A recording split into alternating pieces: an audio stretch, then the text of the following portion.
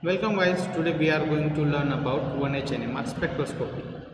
So in this presentation we covered the introduction of the NMR, then various types of NMR, then we learn about the 1H NMR, then various features of 1H NMR, then we learn about interpretation of 1H NMR, then we know about the various application of the 1H NMR, then the major difference between 1H NMR and 13C NMR. So, in introduction, we study the absorption radio frequency. So, radiation by nuclei in magnetic field is called as a nuclear magnetic resonance. The nuclear magnetic resonance spectroscopy is basically another form of spectrometry. It involved the change of spin state of nucleus. When the nucleus absorbs the electromagnetic radiation in strong magnetic field, the source of energy in NMR is a radio waves and it has long wavelength and thus the low energy and the low frequency. When low energy radio waves interact with the molecule, they can change the nuclear spin of some element having half spin state. It includes 1H, that is the hydrogen and the 13C carbon. So there are two types of major types of NMR. So one is 1H NMR, which is used to the determination of the type and number of the hydrogen atom in the molecule, and another is a 13C NMR, which is used to determine the type of carbon atoms in the molecule.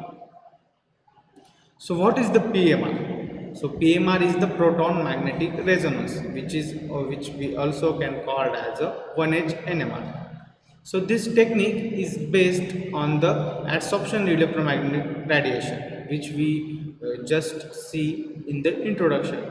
In the radio frequency, it is having the region between 4 to 900 megahertz by nuclei of the atoms. It is used to study a wide variety of nuclei, that is hydrogen, nitrogen, fluorine, carbon and phosphorus. The most common form of NMR is based on the hydrogen, that is 1H. So the nucleus or the proton. It can give the information about the structure of any molecule which contain hydrogen atom. So, when we apply the external magnetic field, then the charge present in the nucleus, it spins. So, this spins is having one half magnetic state. When charged particles such as a proton spins on its axis, so it creates a magnetic field. Thus, the nucleus can be considered to be tiny bar of the magnet. So here we can see this is the molecule. So this is the we can call it as a proton. So it when we apply the external magnetic field, then it spin like the its axis of precession. So it defines the magnetic dipole moment. So in detail we are going to learn by this phenomena by the animation. So here we can see this molecule having half spin, so those molecule can show the signals in NMR. So here we can see graphically how the magnetic field applied and how the nucleus, particular nucleus spins. So here we can see this is the green line is a external magnetic field, and this is the our molecule. So when we apply the magnetic field, then it spins around its own axis. So there is the spin movement is a plus one half to the minus one half.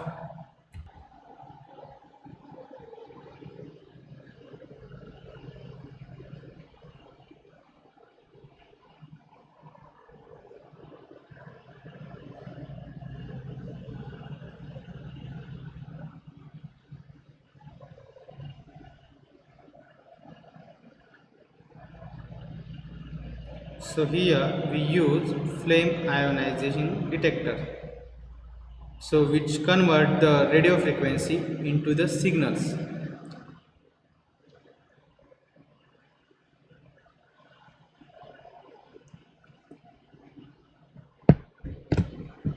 So the spinning charge generates the magnetic fields as shown by the animation. The resulting spin magnet has the spin moment, so it is a mu which is a proportional to the spin.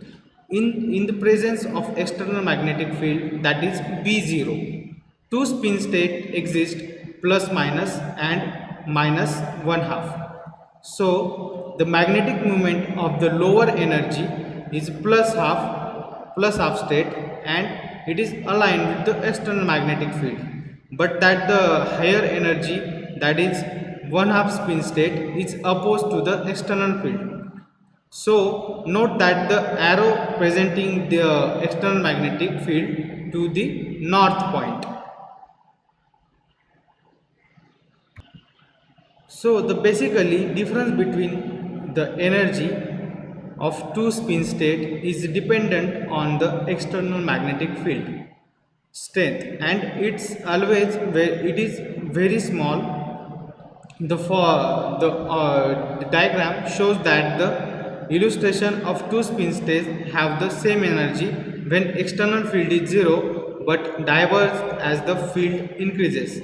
At a field equal to the Bx, a formula for energy difference is given, that is I is equal to 1 half, and the mu is the magnetic moment of the nucleus in the field.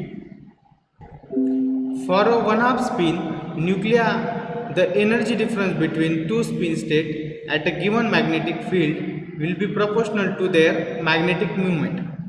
For the four common nuclei noted above, the magnetic moments are 1h is equal to 1h, the hydrogen, that is the isotope of hydrogen, which is having magnetic moment is a 2.79, while the fluorine 19 is having 2.62 magnetic moment.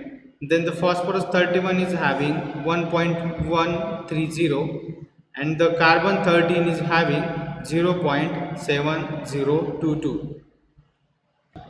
So this is common phenomena which used in the 13C NMR as well as 1H NMR. So normally this is a tiny bar of magnet are randomly oriented in space.